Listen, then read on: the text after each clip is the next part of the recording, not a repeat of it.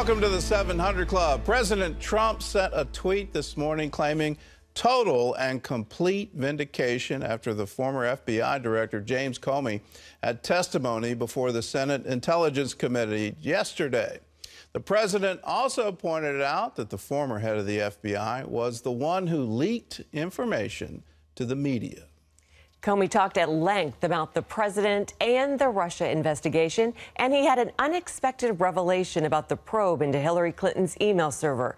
National security correspondent Eric Rosales has this look at the showdown in the Senate. You solemnly swear to tell the truth? An embattled James Comey used his opening statement before the Senate Intelligence Committee to thank the men and women of the FBI and then apologize for not being able to say goodbye. Then he took off the gloves and put his account up against President Trump's. The administration then chose to defame me and, more importantly, the FBI by saying that the organization was in disarray, that it was poorly led, that the workforce had lost confidence in its leader. Those were lies, plain and simple. Senators asked the former FBI director, "Why do you think you were fired?" He said, "I'm not quite sure, but I have to take the president at his word, and it must have something to do with the way I handled the Russian investigation." Comey reiterated President Trump pressed him but never told him to stop the probe into ex-National Security Advisor Michael Flynn, but did repeatedly pressure him to publicly declare that he was not under investigation. Comey did say that the president told him that if some of his satellite associates had done something wrong, it would be good for the investigation to find that out. Comey declined to say that if he thought the president had obstructed justice, saying that that was a determination to be made by the special prosecutor. As for the probe into Hillary Clinton's private email server, Comey testified that then Attorney General Loretta Lynch directed him to describe the Hillary Clinton probe as only a matter and not an investigation. In an unexpected bombshell announcement, Comey voluntarily admitted he orchestrated the leak of his memo about President Donald Trump to a Columbia Law School professor who gave it to a reporter. Comey says that he thought it might lead to the appointment of a special prosecutor to lead the Russia investigation.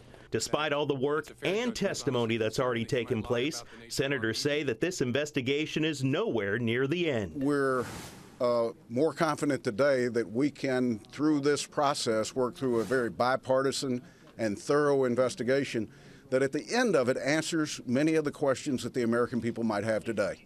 I thought it was very important that the American people get a chance to hear Jim Comey's statements about what all has transpired. Eric Rosales, CBN News, Washington.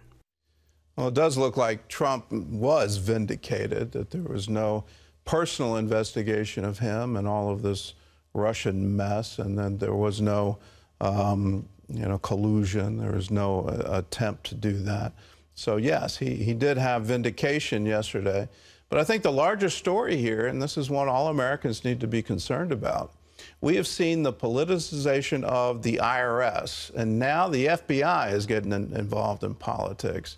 And Comey was in charge of that, both in terms of the Hillary Clinton email investigation, his memorandum to Congress just weeks before the election.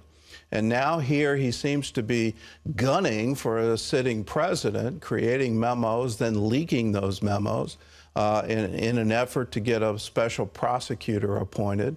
All of that does not bear good. We need to have confidence that in an IRS investigation, politics has nothing to do with it. Politics is a distant, far memory, that there's no political motivation to an IRS investigation. The same with an FBI investigation. Politics should have no business in the FBI. Well, while the Comey hearing got all the media attention yesterday, President Trump was also speaking out about defending religious freedom in America. John Jessup has that story from our CBN News Bureau in Washington. John? Thanks, Gordon. The president spoke at the Faith and Freedom Coalition Road to Majority Conference here in Washington. The three-day event aims to educate, motivate, and mobilize Christians to share the message of God back home. As long as I'm president, no one is going to stop you from practicing your faith. We will not back down from doing what is right. Because as the Bible tells us,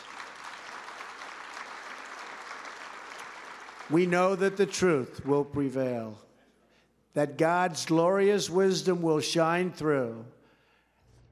Among today's speakers, Senate Majority Leader Mitch McConnell, followed by Vice President Mike Pence on Saturday. Well, a shocking setback for British Prime Minister Theresa May. Her Conservative Party lost its majority in Thursday's elections. May had called the snap election in hopes of increasing her Conservative majority. Instead, the left-wing Labour Party did much better than expected. Labour leader Jeremy Corbyn attacked May on different issues, including cutting 20,000 police officers while she was Interior Minister. That argument helped in the wake of major terrorist attacks in Manchester and London. Corbyn is calling on May to resign and make way for a new government. The Prime Minister called the election because she wanted a mandate. Well, the mandate she's got is lost Conservative seats, lost votes, lost support and lost confidence. Now, the Conservatives still have the most seats by a healthy margin, but now they're a few short of the majority that they had held. Despite the loss, May says she won't resign as Prime Minister. Well, United States Ambassador to the United Nations Nikki Haley says the time of Israel being bullied at the UN is over. She made that declaration while visiting Israel this week. Chris Mitchell brings us that story from Jerusalem. Welcome. How are you? It's such a pleasure. Thank you so much. Thank you. UN Ambassador Nikki Haley found Israeli leaders eager to thank her for the new role she's playing. With your support, we see the beginning of a new era. Israel is no longer alone in the United Nations. Israel is no longer the United Nations punching bag. I feel somewhat guilty because all I did at the United Nations was tell the truth.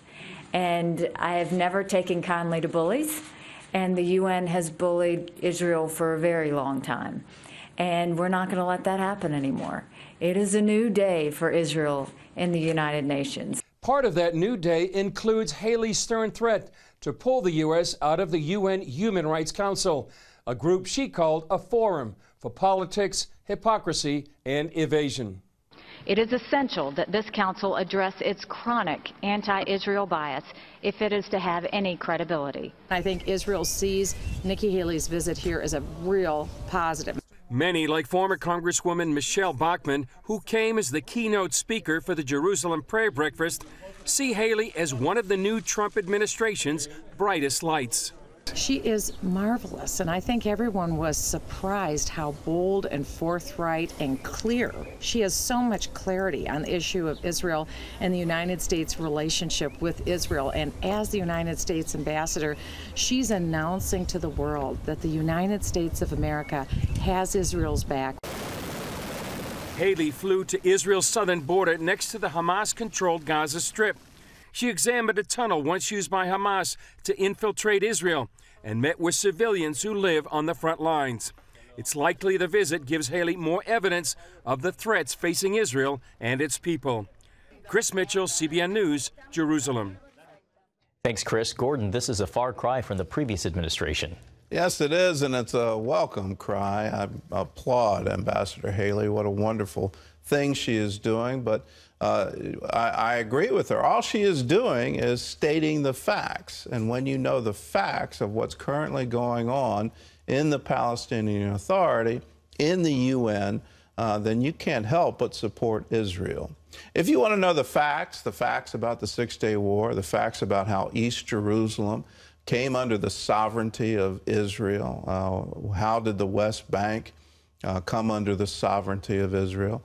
We've got something for you in our hands. It's just finished. It's a wonderful theater run, and you can get the DVD for a donation of $15. All you have to do is go to our website, cbn.com, or you can call us 1-800-700-7000.